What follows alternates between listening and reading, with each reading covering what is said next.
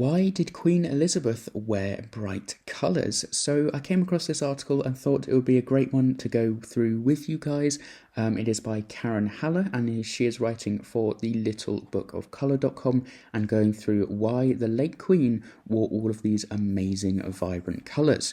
So it starts by saying, when it comes to colour, Queen Elizabeth II, who died on September the 8th, 2022, this was, at the age of 96, she was known for wearing bright, vibrant colours. And this was apparently for one specific purpose. And this one specific purpose was so that everyone, absolutely everyone, no matter where they were stood in the crowd, whether they were right at the back with loads of people in front of them, crowds of people in front of them, or whether they were right at the front on the front row, it was so that every single person in that crowd would be able to see the Queen in these vibrant colours. And this is what Sophie, who was the Countess of Wessex at the time, she's now the Duchess of Edinburgh, she shared in a 2016 documentary, The Queen at 90. She said, quote, "She needs to stand out for people to be able to say, 'I saw the Queen,' explaining the crowds are 2, 3, 4, 10, 15 deep, and someone wants to be able to say that they saw a bit of the Queen's hat as she went past." However, the interesting thing about this article is that it's also going to explain there was one colour that the Queen never wore on public engagements, and it relates very specifically to wanting to stand out and be bright and vibrant, and that is according to Robert Hardman, who was the Queen's biographer, who even quoted her once as saying, quote, "I can never wear beige because nobody will know who I am." And according to Hardman, the Queen only wore beige and more muted colours when she was relaxing at home, because when she was out and about, she wanted to wear these lovely bright colours here, as in the picture that they've compiled, a brilliant picture, that she wants people to see her and she wants to stand out in these wonderful outfits. And I have to say, the Queen looks great in any colour, doesn't she? So this article goes on to say, experiencing the Queen in full colour. Karen Haller here is saying that when she lived in London, she had the opportunity to go to many royal events which were accessible to the public. She remembers seeing the Queen in passing processions for annual royal events, and also standing on the banks of the Thames watching her Platinum Jubilee boat procession. She was easy to spot, as all I had to do was look for the most brightly coloured clothes, she says. And I had this experience as well. She also goes on to say that she remembers going to the Mall, looking up at the Queen on the balcony, and she stood out in the colour of her coat and hat. And I had this as well. I went to the Platinum Jubilee celebrations in London, and when you were walking down the Mall and we got to the end by the Victoria Memorial, we managed to go a little bit to the left so the memorial didn't block the balcony, and we could look up to the balcony, and straight away you can spot the Queen. She was in a kind of sky blue, she was in like a light blue colour at the time, I believe, and you can just see that. I can picture it in my head. You can look at the balcony and immediately you can see the Queen standing out in the middle in her bright colours. So I can say from personal experience that this does indeed work. She goes on to say the Queen and her many colours. She loves this image that was put together by Vogue in 2012, just showing how many colours the Queen wears in 1 year. No wonder they called her the Rainbow Queen. It seems the most popular colour was blue in all of its tints, tones and shades at 29% of the outfits that she wore, leading many to believe that blue might be the Queen's favourite colour. She wore the softest pale blues, the vibrant turquoise, through to the deep royal blue. So have a look at this picture here. Isn't this just amazing? I'll scroll down fairly slowly so you can kind of take in all those different colours there. Purples, blues, reds, pinks, orange, floral as well, black, even checkered look, and 1% beige. So look, it looks like there's literally only one appearance where the Queen wore beige in that year, 2012, I think it was. The psychology of colour. So we're sticking with the blue here.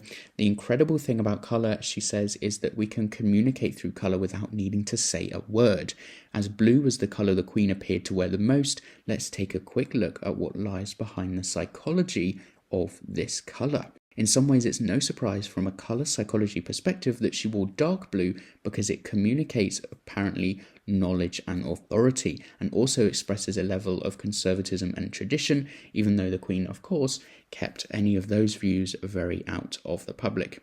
Even the more vibrant turquoise she wore, Karen says, shows an openness to discuss and share ideas. The lighter blue she wore shows she was approachable and open to listening, and all of these qualities the Queen would have wanted to express in her role as head of state. She then goes on to say that she asked her friend, who is kind of a lover of colours, an expert on this kind of thing, the creator of the Colour File, Martha Roberts, and self-confessed colour order fanatic, if she would create a collage image for this blog with all of her wonderful stamps of the Queen. And here this is here, and just look at that, isn't that wonderful? And she goes on to say the Queen was just as colourful in stamps as how she was dressed. Looking back at the colour chart showing the many colours that the Queen wore, we now know why she wore those bright, vibrant colours. It was to be seen in the crowd. And she would say that for any occasion where there was a large public gathering, she would wear the brighter colours so that she could be seen. You can also see in the colour chart, though, that she wore a lot of subtler colours. And where did she wear those? She wore those in more intimate gatherings where she wasn't out and about in the crowds needing to be spotted as much. And she did that a lot with her floral dresses, I've noticed in past footage as well. She wore those in more intimate gatherings. But yes, so when she wasn't in a crowd and she didn't need to stand out, what she did when she was in her carriage, on her many walkabouts, or on the balcony, as I said, on those occasions where she was away from the public, she could wear more softer, subtle colours because everyone could easily see her anyway, and she didn't need to stand out. So she was definitely, of course, we can definitely say the Queen of Colour, and definitely suiting her name, the Rainbow Queen.